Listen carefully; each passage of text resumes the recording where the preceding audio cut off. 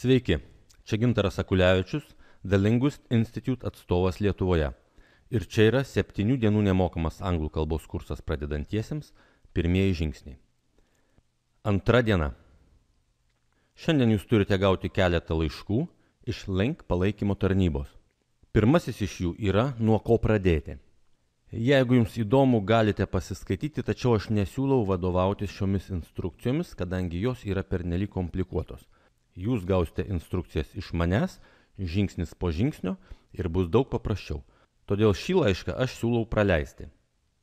Antruoju laišku Link jums primins, kad atėjo laikas pasikartoti tuos žodžius, kuriuos jūs vakar užlinkinote. Jeigu jūsų elektroninio pašto programa viską rodo korektiškai, tuomet jūs turite matyti tokį mygtuką Flashcards. Norint pasikartoti jūsų užlinkintus žodžius, reikės paspausti šį mygtuką. Tačiau jeigu kartais šio mygtuko jūs nematytumėte, aš jums parodysiu, kur reikia spausti, kad jūs surastumėte tuos žodžius, kuriuos reikia pasikartoti šiandien. Tai yra svarbu. Sistema jums paskaičiuoja būtent tuos žodžius kartotis, kuriuos ateina laikas kartotis. Dabar kol kas, kai mes mokėmės dar tik vieną dieną, tai natūralu, kad mes pasikartosime visus žodžius, kuriuos mes sužinojome vakar.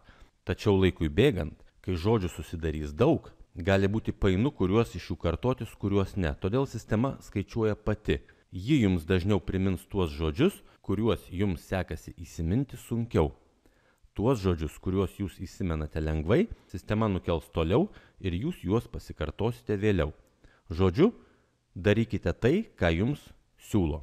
Jeigu dabar nematote to mygtuko savo laiške, aš jums parodysiu, kur jį surasti jūsų žodynėlyje. Čia mes dabar esame ten, kur vakar sustojom ir norėdami patekti į savo žodynėlį, mes turime tame pačiame skyriuje, kur ir mūsų yra pamokos, užvedę pelę ant rodyklytės, susirasti eilutę Mano žodynėlis. Spaudžiame. Ir čia yra mūsų žodynėlis. Norėdami susirasti tuos žodžius, kuriuos mums reikia pasikartoti šiandien, spaudžiame va šitą rodyklytę.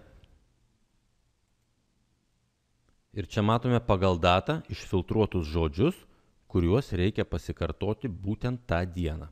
Kadangi šiandien ir yra kovo 2, aš spaudžiu šitą eilutę. Ir man atsidarė žodžių sąrašas, kuriuos man šiandien reikės peržiūrėti.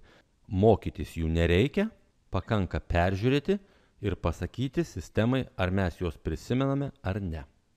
Dabar spaudžiame šitą didelį mygtuką, kur yra kortelės. Čia mes matome pirmąjį žodį ir frazę, kurioje tos žodis buvo rastas. Dabar mums reikia su pele paspausti bet kurio iš tos kortelės vietoje ir atsiranda 2 variantai. Arba ups, arba žinau. Jeigu aš prisimenu žodį, spaudžiu žinau. Jeigu neprisimenu, spaudžiu ups. Sakykim, šitą žodį aš prisimenu. Antrasis žodis. Sakykim, kad aš jį pamiršau. Spaudžiu ups. Po to, kai peržiūrėsime visus žodžius, sistema mums juos antrą kartą parodys. Todėl dabar dar kartą matau pirmąjį žodį. Vėl spaudžiu bet kurioj vietoj. Spaudžiu, kad žinau. Kitas žodis, vėl spaudžiu bet kur, sakykim, žinau. Ir kadangi aš vieną kartą buvau atsakęs neteisingai, man jį parodo dar kartą. Ir aš galiu dar kartą patvirtinti, kad aš jį žinau.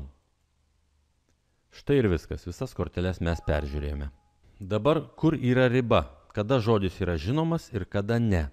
Mes laikomės tokios idėjos, kad jeigu pasižiūrėję į frazę, suprantam, ką tas žodis reiškia, tuomet jį galima laikyti žinomu, kadangi gyvenime niekas jūsų neklausinės pavienių žodžių.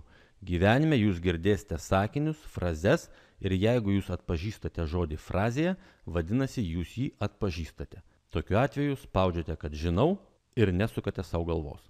Kai peržiūrėsite visus savo žodžius, išjungsime šitą langą ir grįšime prie savo pamokos. Mums reikės dar kartą ją perklausyti ir peržiūrėti.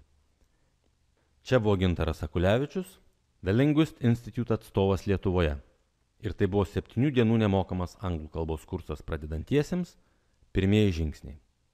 Toliau antrasis šios dienos žingsnis.